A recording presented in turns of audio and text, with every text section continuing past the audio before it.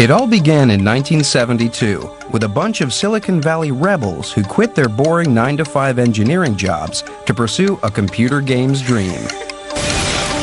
Their founding father was 28-year-old Nolan Bushnell, who bluffed and bartered his way into business with just $500 in capital. He set up a company named after his favorite board game, Go. In Japanese, when you're about to engulf an opponent's group, you politely warn them Atari. And I thought that was a good aggressive name for a company. Despite his chronic lack of funds, Bushnell went all out to court his first Atari engineer. Nolan showed up one day and took me to lunch in his bright, shiny new Oldsmobile station wagon and offered me $1,000 a month salary and some stock in the company. The Vietnam War was going on. I was pretty much questioning authority, and if you told me I couldn't do something, I was going to do it. Off I went. When we started Atari, it was the first thing we walk into this empty building. It was kind of a scary feeling in a little company with no support. There were just three of us there. Wow, this is the old place. Here in this small workshop, Pong, the first great computer game, was born. That's where I sat and wired the first Pong machine. Pong was actually started as really a training project. He stretched the truth a little bit, told me he had a big contract from General Electric. No engineer wants to work on a throwaway project. The fact that nobody from General Electric ever called or came by or wrote us a letter never occurred to me. This might not be true.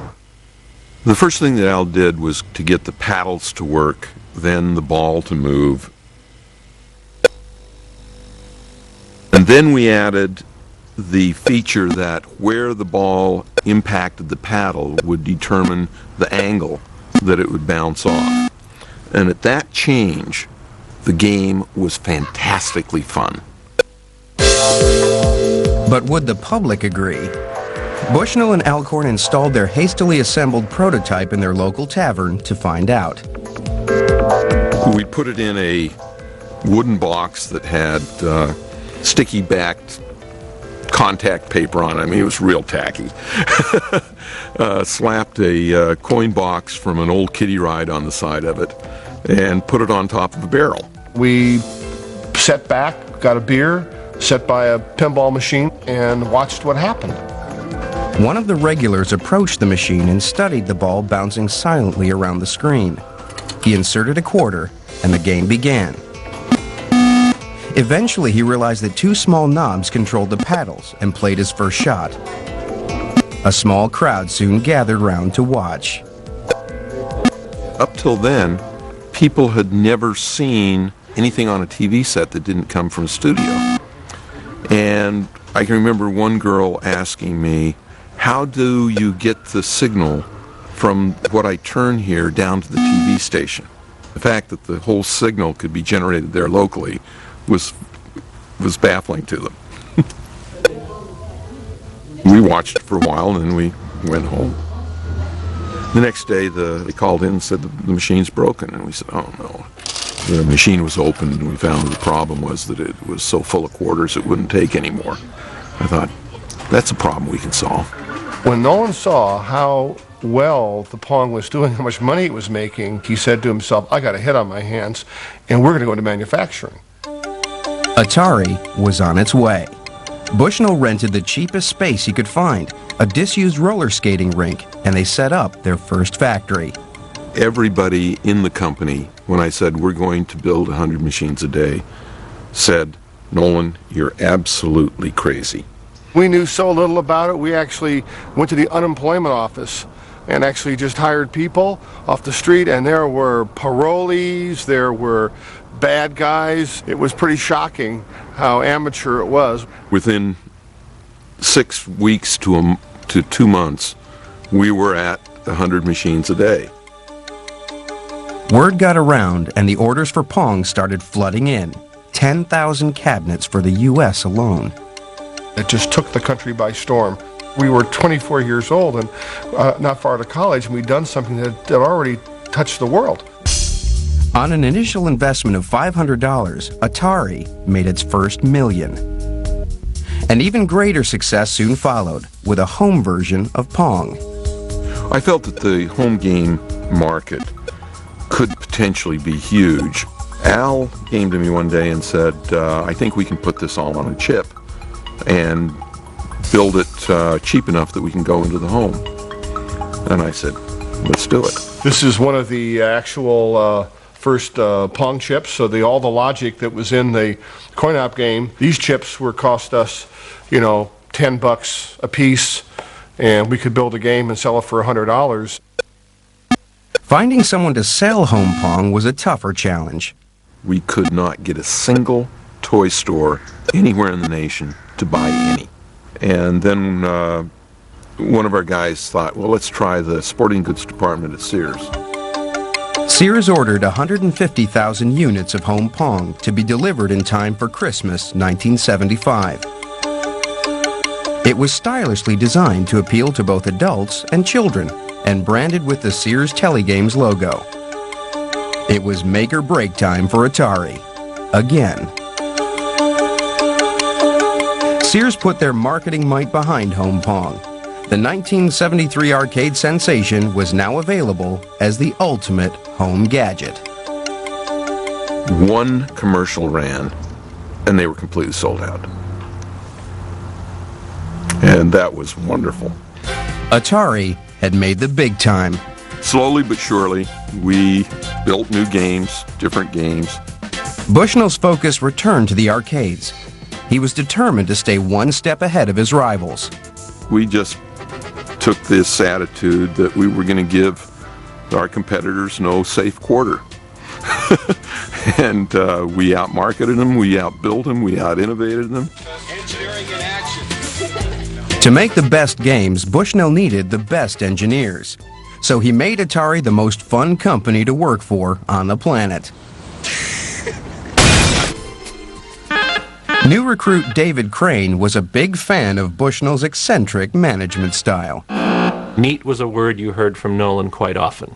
If he said, "Oh, that's neat," he would want to make it, thinking that if he found it neat, other people would find it neat. Bushnell inspired his brilliant young engineers to innovate constantly. My attitude was that if you personally believe strongly in your idea, give it a try. Bushnell's currency was ideas, and no idea was too wacky to be considered. Everybody had to come up with a couple of silly ideas.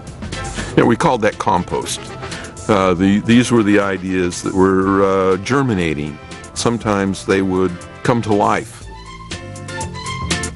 The free flow of creativity produced a string of smash hit games, keeping Atari at the top of the industry. But then came the lawsuit. It seemed that Bushnell may have lifted his very first idea from someone else. The lawsuit claimed that just months before Atari was formed, Bushnell had seen a game at a trade show that was almost identical to Pong.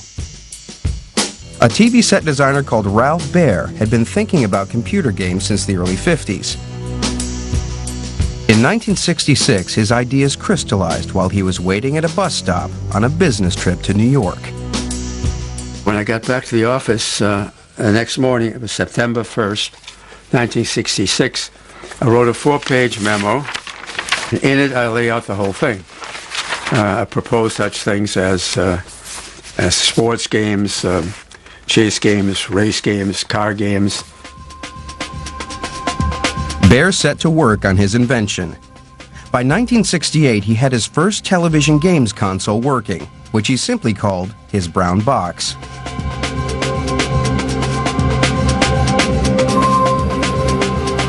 His first game was a chase game in which 2 pixels chased each other around the screen.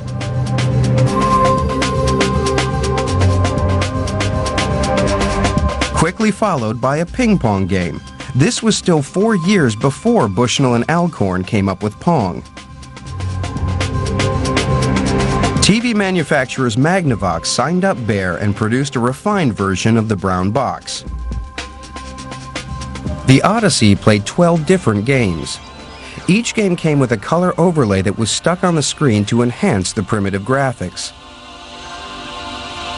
As well as controllers, Bear even came up with the first light gun for shooting games, an invention years ahead of its time. The Odyssey was launched at a trade show in New York in 1972. It was absolutely the hit of the show, and everybody was very enthusiastic, as was the press. Magnavox presents Odyssey, 12 exciting electronic games you play through your own TV. At another trade show in Silicon Valley on May 24th that year, an interesting name appeared in the visitor's book, Nolan Bushnell. And he played the Odyssey game hands-on and played the ping pong game. The fact is that I absolutely did see the Odyssey game, and I saw it and I didn't think it was very clever. Whether Bushnell was inspired by the Odyssey or not, Ralph Baer had patented his own designs. This is the patent which, and if you look in the fine print up here, you can see that it was first filed January of 1968. There is a television set down here. Underneath is two hand controls on each side. Based on Baer's patents, Magnavox sued Atari. Our position was always very clear. We said, we will only settle this for less than it'll cost us to defend it. After 4 years of negotiations, Bushnell and Baer met for the first time on the steps of the federal court in Chicago in 1976. Rather than go before a judge, Bushnell and his lawyer agreed to pay a license fee in recognition of Baer's patents. Within days, they had an agreement for a prepaid license for a very reasonable amount. He really got away with murder. Magnavox accepted a settlement of $400,000. Ralph Baer won justice, but none of the international acclaim that Bushnell enjoyed. He was characterized as the father of video games because he was always out there in front of the cameras, and I'm behind the scenes with the lawyers telling me, cool it, Baer, right? He's a licensee. Cool it. Right? 25 years on, Baer's now retired and suffering from leukemia. But he's determined to finish his autobiography and set the record straight over the true origins of computer games.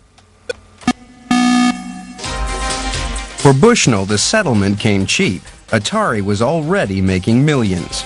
But as the arcades entered a golden era of popularity, Atari faced a new threat in the form of an unstoppable, world-conquering game from Japan. In 1978, Taito released a game that became so popular in Japan, it caused a national 100-yen coin shortage. Space Invaders sold over 350,000 machines around the world and inspired a renaissance of creativity in arcade games. Atari responded with their own brand of shoot-'em-ups and space games.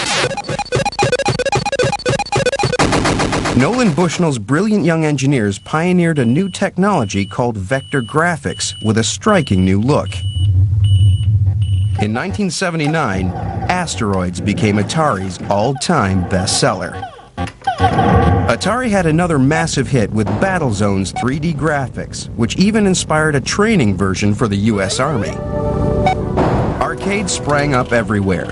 Teenagers and young adults all over the world spent every spare moment and all their spare cash in these dark, smoky caverns. The backlash from parents and politicians was inevitable. The press was full of stories from around the world of truancy and delinquency. Arcades were branded as evil dens where kids were led astray. But Atari had a solution. In 1975, Atari's engineers had secretly started work on a radical new concept, a game system for the home using cartridges that would play arcade games. So here we have the first prototype of the Atari VCS cartridge video game system. It has all the things you need in a prototype. We had the actual logic wire wrap board here and some joysticks and controls from the tank game. We figured we knew we needed this game, had to play Pong, had to play Tank, and had to do the driving games. And beyond that, we weren't sure what we were going to do with it. The VCS was launched in 1977. It had a stylish faux wood exterior, cleverly designed switches, and the first home console joysticks. Since Atari were the #1 producers of arcade hits, they were able to produce a whole series of must-have VCS conversions. And in 1980, Atari bought the home video game rights to Space Invaders. Atari Space Invaders are here. Now you can play the world's most popular arcade game in your own home. Space Age action on your own. That Christmas, millions of VCS consoles were sold, just so that teenagers could play Space Invaders at home. Now from Atari, a great new video game, Pac-Man. Atari's revenues made it the fastest growing company in U.S. history. But the company's meteoric rise attracted the attention of major players. Warner Communications made Bushnell an offer he couldn't refuse. They bought out Atari for $28 million, an extraordinary return on a startup capital of $500.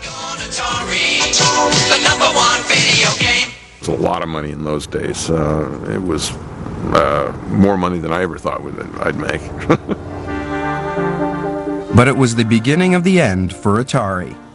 Bushnell was soon at odds with the new owners. We were just launching the VCS, and I said, well, you know, the VCS is over. And they say, what? I said, well, no, you have to think of it that way. They were horrified. The new Warner bosses were unimpressed with how the company was run. They were New Yorkers, and they didn't understand it. They thought it was very, very bizarre. And they set about, piece by piece, really dismantling the corporate culture and fundamentally destroying the company. It was the damnedest thing I'd ever seen. A series of showdowns with the new bosses eventually inevitably led to Bushnell being removed. He was paid off and shown the door. The industry had lost its pioneering visionary. But Atari's problems weren't over. Under the new regime, star designers like David Crane found they were no longer valued for their role in the company's extraordinary success. There were a lot of promises made that weren't kept. We had some very key engineers that were doing the cartridges for the home games that were making like $50,000, $60,000 a year. In 3 or 4 months, they'd produce the software for a cartridge that would sell $100 million worth of stuff, and these engineers could do the math. If they really didn't think we were worth more than the person who put screws in the plastic, then we were at the wrong company. David Crane and 3 other top designers left Atari and set up their own company, Activision. After 2 years of legal wrangles with Atari, they won the right to design and publish their own games for the VCS. Crane himself designed the VCS's most successful game of all time, Pitfall. Every game we developed sold 500,000 units at least, so they were all hits. And then when Pitfall came out and sold many millions of units, it was the biggest. What we were developing at that time with Pitfall was the first platform game. Activision rekindled the creative spirit of the early days at Atari, but it also unwittingly triggered a disaster. A lot of business people saw only our success and unfortunately flooded the market with product that nobody wanted to buy. Atari contributed to a public loss of confidence in computer games with poor quality products like E.T. It's coming soon. Millions of copies of this game ended up as landfill. Help E.T. get home. The market for computer games crashed, and in 1983, Warner announced second quarter losses of over $250 million, and their shares plummeted. I absolutely regret the Warner sale. I think it was the stupidest thing I ever did. In 1984, Warner sold off Atari, and American computer games were declared dead.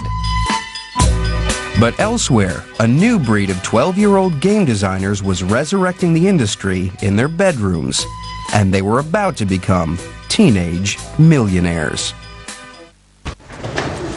In the early 80s, in classrooms, schoolyards, and bedrooms, British teenagers were plotting a revolution.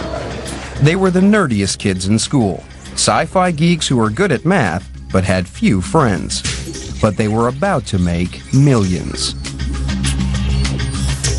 It started as a hobby, and yes, it turned into obsession, turned into a career, I guess. Twins Philip and Andrew Oliver were typical British teenagers. Their parents wouldn't let them have a TV game console, but computers were considered educational. Just at the right time, a whole series of cheap personal computers, like the ZX Spectrum and the Commodore 64, came on the market. Thousands of British parents bought them for their kids to help with their homework, but the kids had other ideas. Without anyone to tell them otherwise, they discovered they could make their own games, as good as the arcades, and even better. The leading edge was what was happening in the arcades. But the problem with arcades was they had to kind of take your 10p or 20p and give you only 1 minute's worth of fun. Whereas the computer games, kids can play it all evening, every evening if they want. The Oliver twins taught themselves how to write game programs from scratch. In 1982, at just 13 years old, they submitted their first game to a games magazine, and it was published. The game was called Roadrunner. It was just so cool to be able to sort of go into school and say, look, that's our work, and just like run through it with kind of other kids. It was just blocks of single colours. It kind of raced up the screen and the track moved down the screen. And we used to challenge each other, how long can you last? It slowly got narrower and narrower and twistier with good random in there, so it'd eventually knock you off. The magazine paid them $75, a lot of extra pocket money for two 13-year-olds. Next came an opportunity to be on television. They entered a game into a competition for a kids' TV show. We wrote a game, sent it in, and we won first prize, and we appeared on television. And that was kind of great, but it was so funny because they said afterwards, we were the only one that actually sent in a game. They didn't actually mean for people to write games. They wanted you to design on paper, wouldn't it be cool if a character did this and this, whereas we'd actually written a game. Offers to buy their games flooded in, and the twins' hobby turned into a cottage industry. We did a whole series of games here. First few. There's this Killer P and KB. There were many times where you just worked straight through the night and you had school in the morning, and we just sort of like break up, like you're going to do all the arrows shooting and boulders dropping, and you're going to do this, and you'd go to sleep and you'd wake up and it's like, oh cool, there's a new feature in the game. We just keep working and working and working, and we're starting to get suspicious when you heard birds tweeting at the window and it was getting brighter outside, and you can hear the milk like yeah. Publishers distributed their games all over the country, but the twins got paid very little. By the time they were 18, their parents thought it was time they went to college and got a real job. But a teacher persuaded the parents to give the boys 1 year to turn their hobby into a business. And a few weeks later, everything changed when they met the Darling brothers. Richard and David Darling had also been inventing their own games since they were 11 and 12 years old. But they were unhappy with the token amounts of money that game companies were offering teenage designers. So they sold their games by mail order, setting up their own company in a spare room at home. They duplicated their games on cassette, printed their own artwork, and eventually sold 1 million copies. At just 17 and 18, they set up their own games publishing company, Codemasters. And at their first trade show, they met the 18-year-old Oliver twins. The Oliver twins came in and we sat down and they showed us a demo of one of the games they'd done previously. They're going, yeah, a game like that, yeah, we'll give you £10,000 for it. we were just staggered.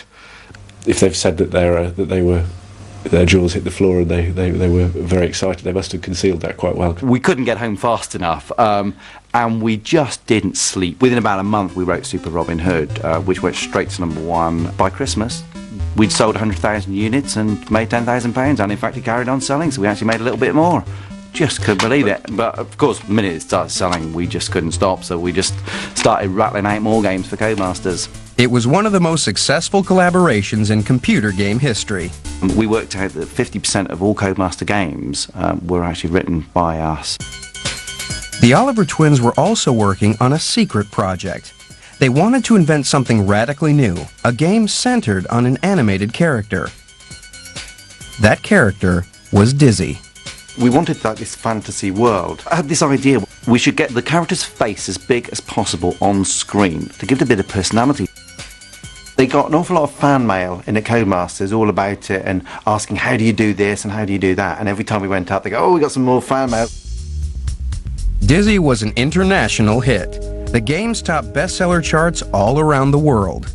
One stage we had different Dizzy games at number 1, 2, 3 in the charts, which is a bit like the Beatles of the games industry.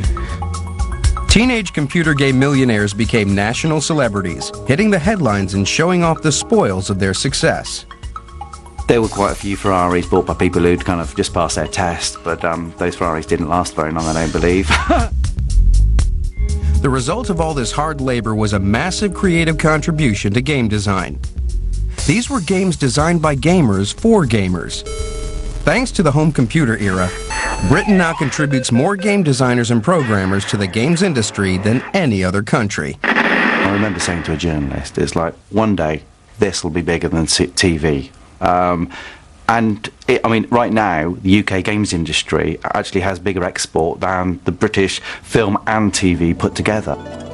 But back in the early 80s, while British teenagers were the stars of the home computer era, new stars were also rising in the East. The center of the industry was about to shift again. The computer games industry that began with Atari on the west coast of America 30 years ago is now dominated by Japan.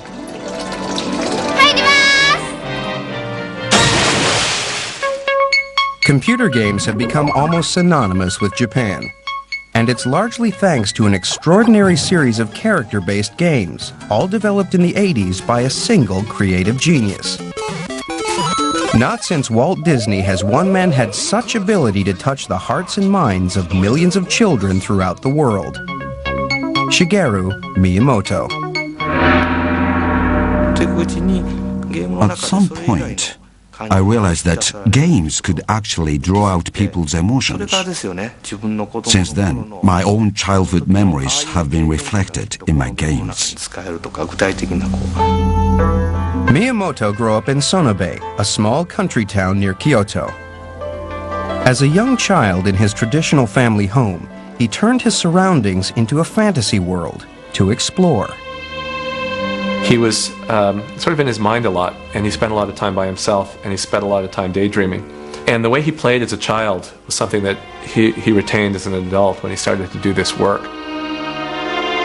I remember him describing a walk through a sort of wooded park near his home, and he had an imagination that was just extraordinary.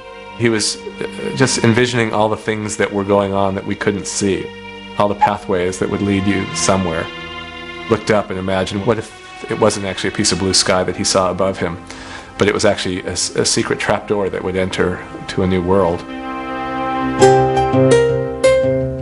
In 1980, Miyamoto brought his vision and imagination to Nintendo. Based in the ancient capital of Kyoto, the company had been manufacturing Hanafuda, traditional Japanese playing cards, for nearly 100 years.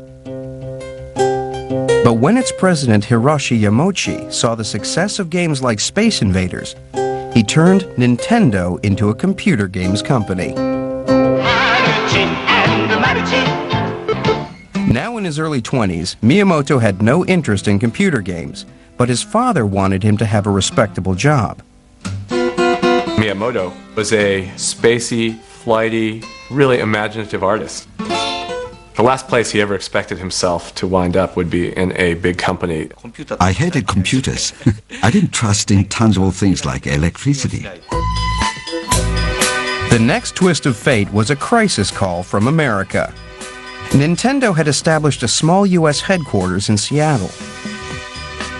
The arcade era was booming, with Atari at the forefront, and Nintendo wanted a piece of the action.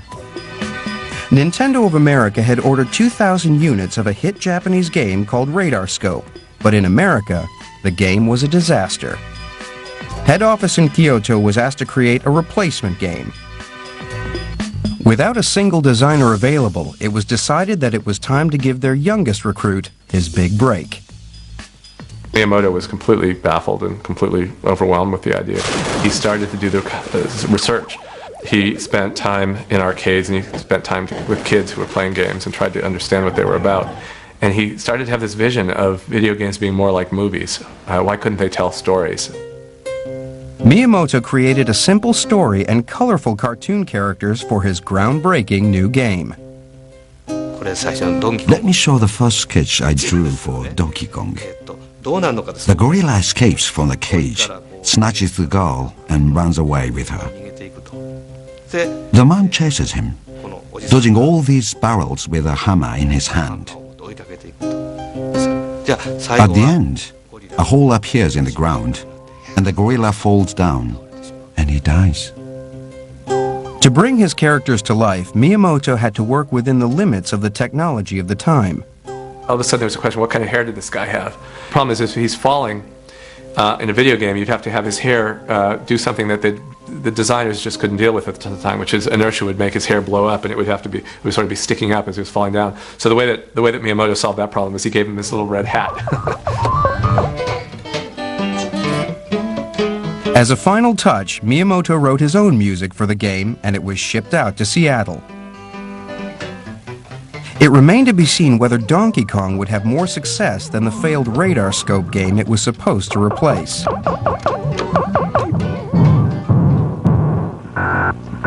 People in America saw this game and thought that the Japanese, their Japanese counterparts were insane. Fearing the worst, Nintendo's American team decided to try out the game in a local bar, just as Atari did with Pong a decade earlier. A day later, they go back to the Spot Tavern, open the little coin box, and lo and behold, there's $30 in quarters in that little coin box. It's almost overflowing. That says that machine was operating almost every minute that tavern was open from noon until midnight when it closed that day. And I said, wow, what kind of aberration is this? That's all the market research I need. Let's go. The game made $100 million in the first year alone. And Donkey Kong went on to become an international star with a whole series of hit games. Donkey Kong's original companion, Jumpman, went on to even greater fame and fortune. In 1985, Nintendo announced the launch of a new home console for the American market, the Nintendo Entertainment System, or NES. Following the collapse of the US games industry, most observers thought they were crazy, but Nintendo had a secret weapon. Miyamoto took computer games to a whole new level with his next great creation. Jumpman was reincarnated as an Italian plumber called Mario. Mario had instant universal appeal. Mario can do amazing physical things, like high jumps. But he's not superhuman. He drowns in water and gets hurt if he falls from high places.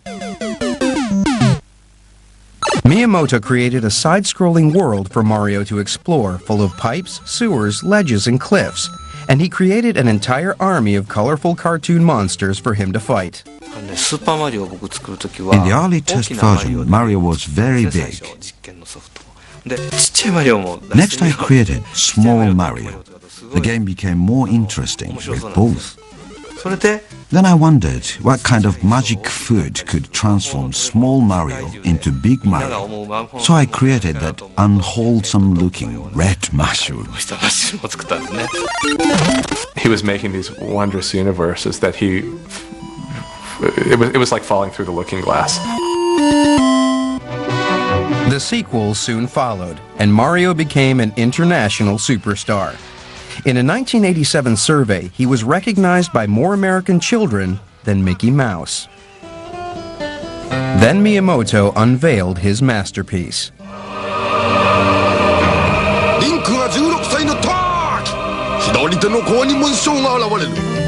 Nintendo released the first of a series of games that has been widely acclaimed as the greatest games ever made, the Zelda series. The Legend of Zelda moved beyond platforms and levels. It offered players a vast magical world to roam and freely explore. The story begins with a child standing in the middle of a field. He doesn't have a sword or a shield. The player starts by naming the child, but then he has no idea what to do.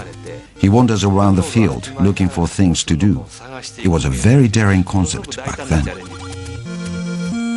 Zelda was inspired by Miyamoto's childhood wanderings in the countryside around his home.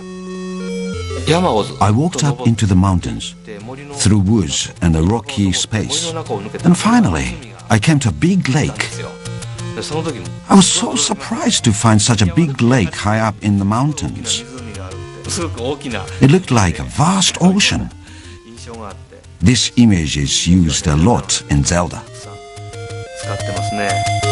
I provided lots of different items to discover in Zelda. These items are there to help the hero grow from a small child to accomplished adult. When the child grows up, the player thinks, I used to be scared of this, but now I'm very strong. That's the kind of game I wanted to make.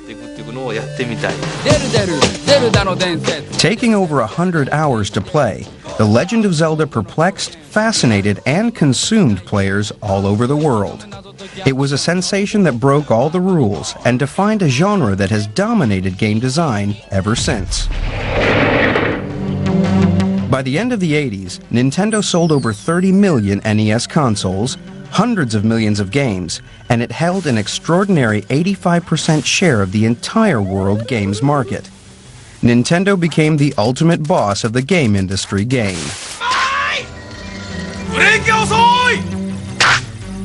It was about to prove it with a radical new game system that would appeal to boys, girls, and even adults. All it needed was the perfect game to launch it. But to get that game, they would need to wrestle it away from the iron grip of the Russian KGB.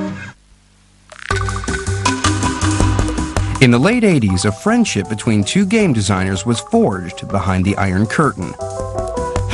A friendship that would make one of these men famous and the other rich, and make Nintendo's Game Boy the most successful games machine ever. The key to that friendship was a game called Tetris. In 1988, Dutch-born game designer and publisher Henk Rogers was in the business of importing new games to Japan. I first found Tetris in 1988 at the Consumer Electronics Show in Las Vegas, which is what I did. I used to go around the shows and find the games that I liked and bring them back to Japan. That was the business I was in. I played it, and then I went away and came back and played it again, and I went away and I came back and played it again. There was a really solid core game there. I just went after the game. Now living in Seattle, Alexei Pajitnov created Tetris in Moscow in 1984. Pajitnov was working on artificial intelligence and voice recognition software, and originally designed Tetris as an exercise to test out a new computer. My interest all the time was in small puzzles and games and all these small mathematical diversions. Tetris was based on a traditional Russian puzzle called Pentamenos. There are 12 different shapes like that, and these are all the possible pieces made out of 5 squares. Pajitnov's version of Pentamenos had pieces made from 4 squares instead of 5. He called it Tetris from the Greek word tetra, meaning 4.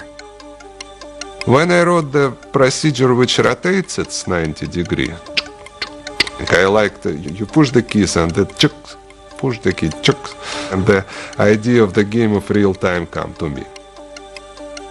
Pajitnov's genius was to make Tetris a race against the clock.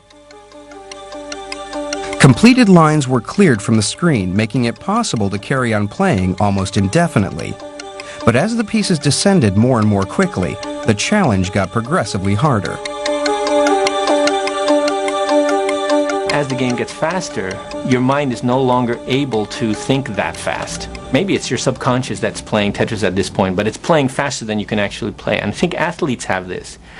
We call it a zone.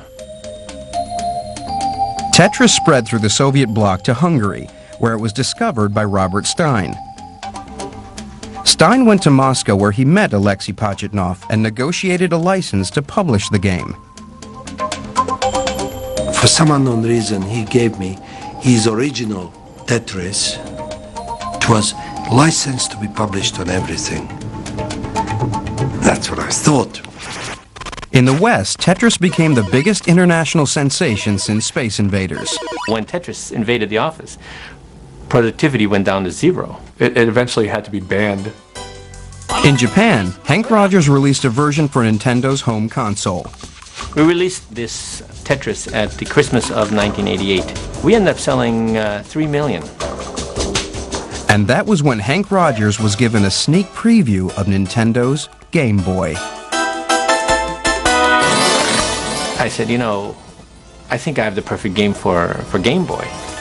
But Rogers faced stiff competition from Robert Stein to secure the handheld rights for Tetris. Excuse me, I discovered this product, so shouldn't I have it? And so I got on the next plane. Without realizing it at the time, Rogers and Stein flew out to Moscow on exactly the same day. They stayed in the same hotel, but never saw each other. The TV doesn't work. The radio doesn't work. Everybody's imagination about what it was like behind the Iron Curtain in those days. All those things were there. You know, it was just very scary. Rogers went to Moscow knowing nothing about the Soviet Union and speaking no Russian. He knew he was looking for an organization called L-Org, and that was it. To his surprise, he had no difficulty in hiring an interpreter who spoke perfect English. Your name is Allah. All these guys are KGB. There's no way that you're going to get an interpreter who's just there to help you do business. This is the building, Yeah, yes? this is the building, right. Every meeting has to be cleared through the KGB. And of course, I came out of the clear blue sky. Finally, Mr. Belikov came down, and I explained that I'm the one who published Tetris in Japan. And he said, which machine is this? And I said, it's for Nintendo. He says, but we never gave these rights to anybody. I really thought that I was in deep kimchi for a large part of that time there, the beginning time, you know, because I was, in their eyes, I was a pirate. Later that morning, Rogers met Alexei Pajitnov. I introduced our other guest. Our other guest is Mr. Pajitnov. Hello. The world famous Mr. Pajitnov. World famous. Why? World famous why? Because in the world. I am Alexei Pajitnov. We became friends very quickly because, you know, when you're talking about game design, you have something, you have a common ground to talk about. And his English wasn't that good, but it was good enough. Hank was the very first person who really loves and understood the game. And that's what I felt immediately. Everybody, including Alexei in Moscow at this time, was paranoid that any conversation that was being had would be heard by people that shouldn't hear it. So anytime he wanted to really talk to me about something, he would wink, wink, or whatever, and we would go to the park. Finally, the negotiations for the handheld rights for Tetris began. Gosh, it was 8 to 10 people there, some of whom were definitely KGB, and it was total third degree. I was in that room and they were questioning me about everything. What Rogers didn't know was that the Russians were also negotiating with Robert Stein in another room in the same building. My objective was to try to get as much of the licenses, what is left, to be had. Unknown to either of them, the chairman of UK game publishers Mirrorsoft was also in Moscow. Kevin Maxwell, son of newspaper magnate Robert Maxwell. Kevin was pulling strings. He's saying, if you don't do this deal with me, my dad's going to talk to Gorbachev, and you guys are going to be in deep trouble. And that was his negotiating method. But Rogers had Pajitnov on his side, and he had Nintendo's support to offer a generous deal. 4 days of negotiation, and finally they said yes. Pajitnov and Rogers celebrated in the only Japanese restaurant in Moscow. The deal made Rogers a multi-millionaire. I hated him, and yet he just done what any businessman would have done, you know. Today, I have lost God knows how many millions of dollars, and I wasn't very happy about it. The biggest winner was Nintendo. With Tetris as its packed-in game, 32 million Game Boys were sold around the world, nearly half of them to adults. Pajitnov became world famous and immigrated to the United States. As a Soviet citizen, he earned nothing from the game until 1996, when the original deals expired, 12 years after he first invented it. He and Hank Rogers are now in business together, selling Tetris to a new generation of gamers on a new generation of hardware. With Tetris, the game industry finally came of age, and it made Nintendo, for a while at least, the most powerful entertainment company on the planet. From humble beginnings, computer game culture evolved at an incredible rate, thanks to the vision and creativity of its great pioneers. These are the men that understood how much the human race likes and needs to play. They opened the gates to a wondrous new world, and once inside, there's no turning back.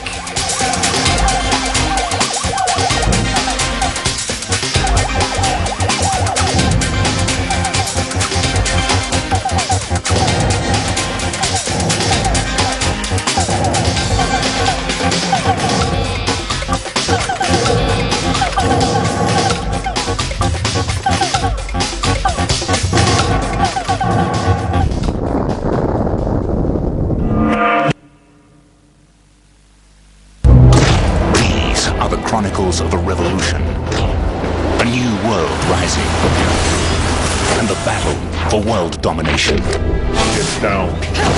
Cyber wars. Villains, visionaries, renegades, and heroes step into this brave new world and see how computer games changed our world and lead our future. Cyber Wars continues tomorrow night on Ultimate Discovery.